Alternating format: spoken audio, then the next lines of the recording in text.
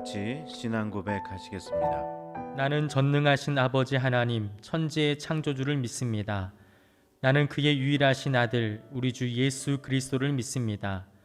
그는 성령으로 잉태되어 동정녀 마리아에게서 나시고 본디오 빌라도에게 고난을 받아 십자가에 못 박혀 죽으시고 장사된 지 사흘 만에 죽은 자 가운데서 다시 살아나셨으며 하늘에 오르시어 전능하신 아버지 하나님 우편에 앉아 계시다가 거기로부터 살아있는 자와 죽은 자를 심판하러 오십니다. 나는 성령을 믿으며 거룩한 공교회와 성도의 교제와 죄를 용서받는 것과 몸의 부활과 영생을 믿습니다. 아멘. 찬송가 301장 지금까지 지내온 것 찬양으로 영광 돌리겠습니다.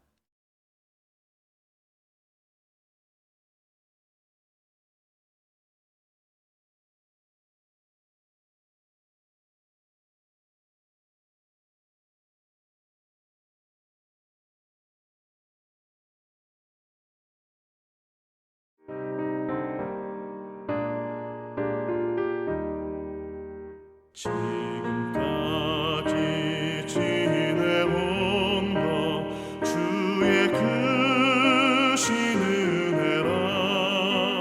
한이 없는 주의 사랑 어찌 이루 말하랴. 찬악해라 주의 손이 항상 살펴주시고 모든 일을 주 안에서 형통하게 하시네. 몸도 맘도 연약하나 새 힘받아 살았네. 물붓듯이 부으시는 주의 은혜 족하다. 사랑 없는 거리에 나 험한 산길에 맬 때 주의 손을 굳게 잡고 찬송하며 가리라.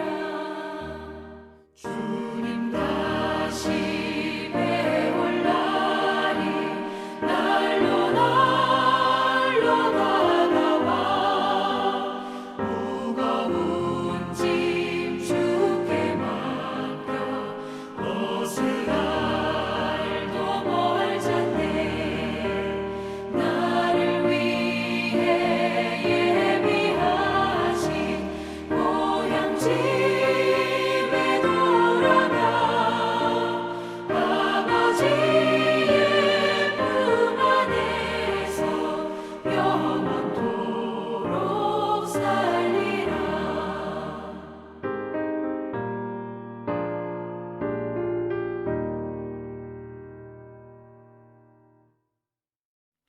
오늘 우리에게 주신 하나님의 말씀은 빌레몬서 1장 15절에서 25절까지의 말씀입니다. 신약성서 350쪽에 있는 빌레몬서 1장 15절에서 25절 말씀 제가 봉독해 올립니다. 아마 그가 잠시 떠나게 된 것은 너로 하여금 그를 영원히 두게 함이리니 이후로는 종과 같이 대하지 아니하고 종 이상으로 곧 사랑받는 형제로 둘 자라. 내게 특별히 그러하거든 하물며 육신과 주 안에서 상관된 내게랴. 그러므로 내가 나를 동역자로 알진대 그를 영접하기를 내게 하듯 하고 그가 만일 내게 불의를 하였거나 내게 빚진 것이 있으면 그것을 내 앞으로 계산하라. 나 바울이 친필로 쓰노니 내가 갚으려니와 내가 이외에 내 자신이 내게 빚진 것은 내가 말하지 아니하노라. 오 형제여, 나로 주 안에서 너로 말미암아 기쁨을 얻게 하고 내 마음이 그리스도 안에서 평안하게 하라. 나는 내가 순종할 것을 확신함으로 내가 내게 썼노니 내가 내게 말한 것보다 더 행할 줄 아노라. 오직 너는 나를 위하여 숙소를 마련하라. 너희 기도로 내가 너희에게 나아갈 수 있기를 바라노라.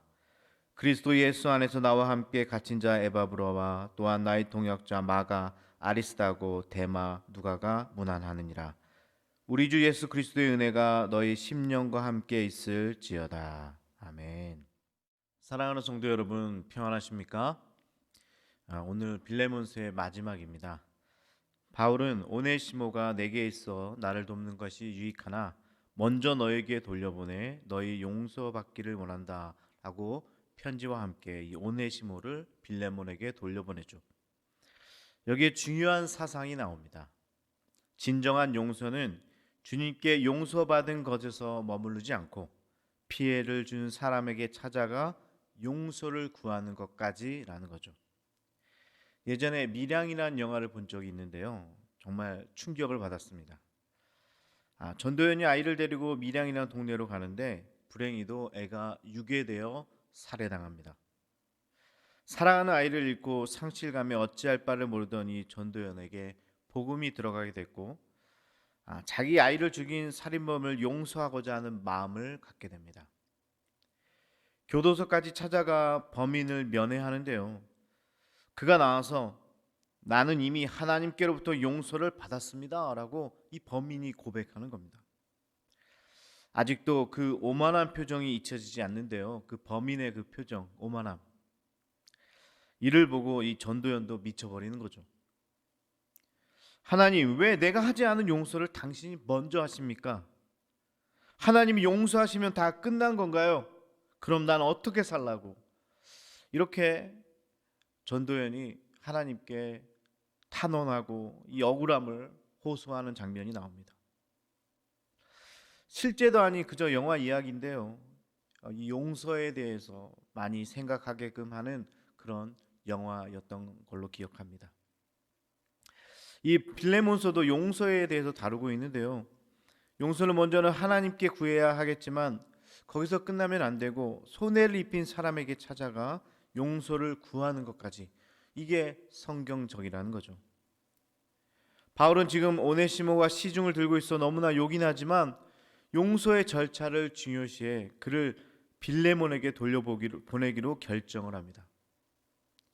용서를 구하는 자에게는 손해에 대한 배상 혹은 화해까지 요구하는 거죠.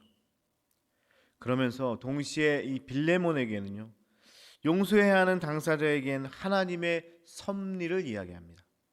15절에 아마 그를 잠시 잃었던 것은 영원히 그를 전부 얻게 하기 위함인 것 같다라는 바울의 고백이죠.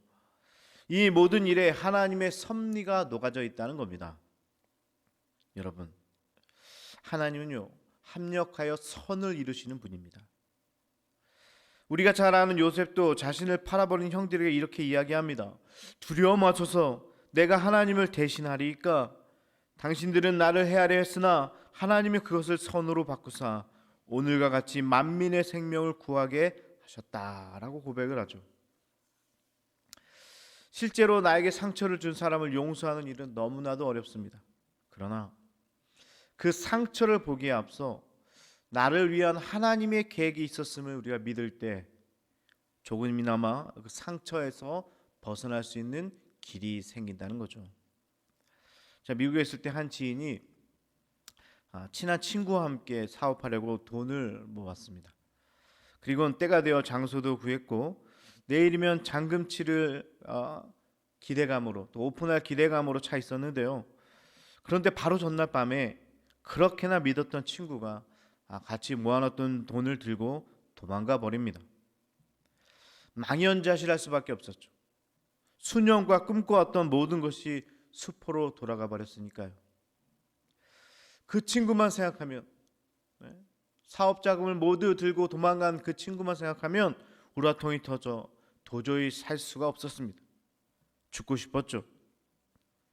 그럼에도 신앙이 있어서 죽지는 못하고 희망 없이 하루하루 그저 풀칠하며 살았습니다. 그러나 어느 날 미국의 월드 트레이드 센터가 이 테러로 무너지게 됩니다.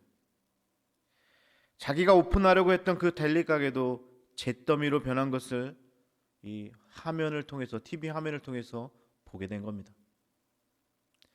여전히 내 돈 떼고 도망간 그 놈만 생각하며 화가 나는데요. 그러나 마음 한편에는 아하, 하나님께서 이런 방법을 통해서 나를 살려주신 거구나, 이런 생각을 하게 되었다는 겁니다. 점점 그 친구에 대한 분노는 가라앉게 되고 용서하는 마음이 이곳에서 싹트게 되었다라고 고백하는 것을 들었습니다. 이게 하나님의 섭리를 바라본다는 겁니다. 아마 그가 잠시 떠나게 된 것은 너로 하여금 그를 영원히 두게 함이니라. 바울은 오네시모의 일에서도 하나님의 섭리가 있다고 믿었습니다. 오네시모는 분명 잘못을 저질렀고 빌레몬에게 어마어마한 상처를 줬어요. 그러나 하나님의 계획은 이 가운데서도 오네시모가 바울을 만나 회개하고 다시 빌레몬에게도 유익한 종이 되게 하는 더 큰 그림이 있었다는 겁니다. 여러분, 우린 하나님의 계획을 알 수 없습니다. 마치 퍼즐을 맞추는 것처럼 첫 조각을 끼웠을 때는 어떠한 그림이 만들어질지 전혀 예상치 못하죠. 그러나 하나하나 밟아가다 보면 하나님께서 만드신 그 큰 그림을 보게 될 것입니다. 이 바울은 계속해서 빌레몬에게 권면합니다. 16절에 이후로는 종과 같이 대하지 아니하고 종 이상으로 곧 사랑받는 형제로 들지라. 더 이상 노예로서가 아니라 같은 형제로서 받아줄 것을 지금 요구하는 겁니다.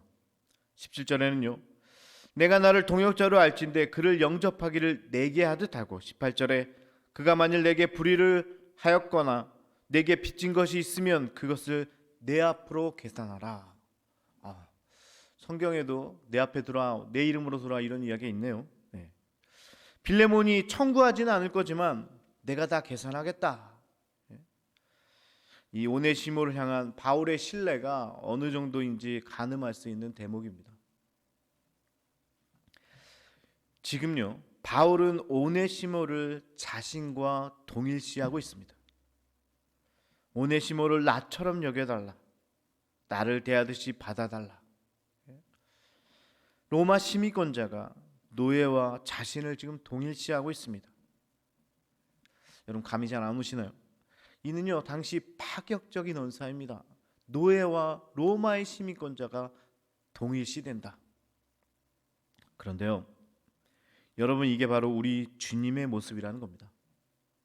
오네시모와 같은 우리를 위해 심판대 앞에 우리 대신 서는 것입니다. 우리 주님이 말입니다. 도저히 갚을 수 없는 우리를 위해 십자가를 대신 지는 겁니다. 이 죄인과 주님이 동일시되는 거예요. 단일아, 너의 그 죄악, 그 십자가 내가 대신 져줄게. 죄 없으신 주님께서 이렇게 말씀하시는 겁니다. 여러분, 이 얼마나 큰 은혜입니까? 왜 우리가 바울이 빌레몬에게 보낸 개인적인 서신을 읽어야 합니까? 이처럼 우리를 향한 놀라운 주님의 은혜가 이 안에 담겨 있기 때문이죠. 그리고 우리에게 요구합니다. 주변에 헐벗은 사람들을 마치 주님에게 하듯 섬기고 사랑하는 거죠. 우리가 그 헐벗은 사람, 가난한 사람을 동일시하는 것이 결국 우리도 주님께서 우리에게 동일시해 주셨던 것을 따라가는 것입니다. 말씀으로 돌아와서 21절에 나는 내가 순종할 것을 확신함으로 내게 썼노니 내가 내게 말한 것보다 더 행할 줄을 아노라. 바울이 이렇게 확신할 수 있는 이유가 무엇입니까? 그는 일련의 모든 일이 하나님의 손에 있었음을 알기 때문입니다. 이 하나님께서 하시는 일이다라는 확신이 있었던 거죠. 여기까지 우리 빌레몬서를 정리하면서 몇 가지 교훈을 살펴보겠습니다. 먼저는요, 이 무익한 종이 유익한 종으로 바뀔 수 있다는 점입니다. 세상은요, 한번 찍히면 그를 안 되는 사람으로 취급해버립니다. 한번 찍히면요, 저 사람은 낙인되는 거예요. 안 되는 사람으로. 그런데요, 기독교 신앙은요, 다시금 기회를 주는 거예요. 은혜를 주는 겁니다. 바뀔 수 있다는 것을 보여주는 거예요. 그리고 바뀌었다면 받아주는 겁니다. 다시 받아줄 때는요, 노예가 아니라 형제로 받아들이는 거예요. 여러분, 이 얼마나 큰 은혜입니까? 기회를 주고 은혜를 주고 바뀌었다면 그냥 그 전의 상태 노예가 아니라 이제는 형제로 받아주는 것. 이게 바로 기독교 정신이라는 거죠. 시편 23편에 나그네에게 기름을 발라주고 여호와의 집에 영원히 살게 해주는 겁니다. 나그네 손님으로서가 아니라 주인처럼 살 수 있도록 받아주는 거죠. 오늘 빌레몬서의 두 번째 교훈은요, 모든 일에 하나님의 섭리가 있다고 믿는 거죠. 혹 자녀 중에 방황의 시를 걷고 있는 자녀들이 있다면요, 코로나로 실패와 절망 가운데 있는 분들이 계신다면요, 여기서 다 끝나는 것이 아니라 하나님의 섭리가 있음을 믿으시길 바랍니다. 하나님의 섭리가 여러분의 인생 가운데 있습니다. 자, 마지막으로 바울은요, 로마에 갇혀 있음에도 불구하고 이런 부탁을 합니다. 22절에 오직 너는 나를 위하여 숙소를 마련하라. 결국 이 부탁은 로마에서의 순교로 끝내 이루어지지 않겠지만요, 너의 기도로 내가 너희에게 나아갈 수 있기를 바라노라. 이 바울이 중보 기도를 부탁하는 거죠. 이런 표현을 보면 막 가슴에 와닿지 않습니까? 내가 너의 기도를 타고 그곳에 갈 수 있도록 해달라. 야, 멋있죠? 너의 기도를 타고 내가 거기에 가고자 한다. 오늘 여러분들의 기도를 타고 세상에 헐벗고 상처받고 고통받는 자들이 포근한 주님의 곁으로 위로와 사랑을 경험하게 될 줄로 믿습니다. 나의 자녀가 내 기도를 타고 그가 원하고 바라던 길로 나아가기를 원합니다. 강주교회가 오늘 내 기도를 타고 세상의 빛과 소금의 역할을 담당하고 우리나라가 내 중보의 기도를 타고 코로나의 어려움을 극복하고 평화적인 통일을 이루게 하옵소서. 이런 게 바로 중보의 힘이겠죠. 바울은 이 모든 사역을 위해 기도해달라고 오늘 부탁을 빼놓지 않고 있습니다. 사랑하는 성도 여러분, 우리도 오늘 말씀 후에 같이 중보하는 시간을 좀 가졌으면 좋겠어요. 여러분들이 하는 기도를 통해 내가 변하고 교회가 변하고 세상이 변할 줄 믿습니다. 코로나로 너무나 어려운 시기에 여러분들의 기도를 타고 세상이 좀 더 밝아지고 아름다워지기를 소망합니다. 기도하겠습니다. 아버지 하나님, 빌레몬서를 통해서 정말 우리 같은 무익한 종이 유익한 종으로 바뀔 수 있음을 깨닫습니다. 죄인이었지만 주님의 은혜로 이제 주님의 자녀로 살게 하여 주시고 세상의 빛과 소금의 역할을 담당할 수 있도록 도와주옵소서. 더불어 눈을 들어 하나님의 섭리를 바라봅니다. 이 어려운 시기, 이 고난 가운데 하나님께서 나를 향한 그 계획, 그것을 붙잡고 나가게 하시고 우리 공동체가 눈을 들어 하나님의 섭리를 믿고 의지하며 따라가는 귀한 공동체 되게 하여 주옵소서. 더불어 이런 시기에, 어려운 시기에 더 기도하는 공동체 되기를 원합니다. 저 이웃을 위해서, 저 세상을 위해서 중보하고 그 중보를 타고 주님의 놀라운 사역들이 이루어지는, 성취되는 그런 것들을 우리 눈으로 볼 수 있도록 도와주시옵소서. 오늘 하루도 우리 중보가 이루어질 것을 기대하며 예수 그리스도의 이름으로 기도하옵나이다. 아멘. 오늘 설교에서 말씀드린 대로 우리 같이 중보하는 시간을 갖도록 하겠습니다.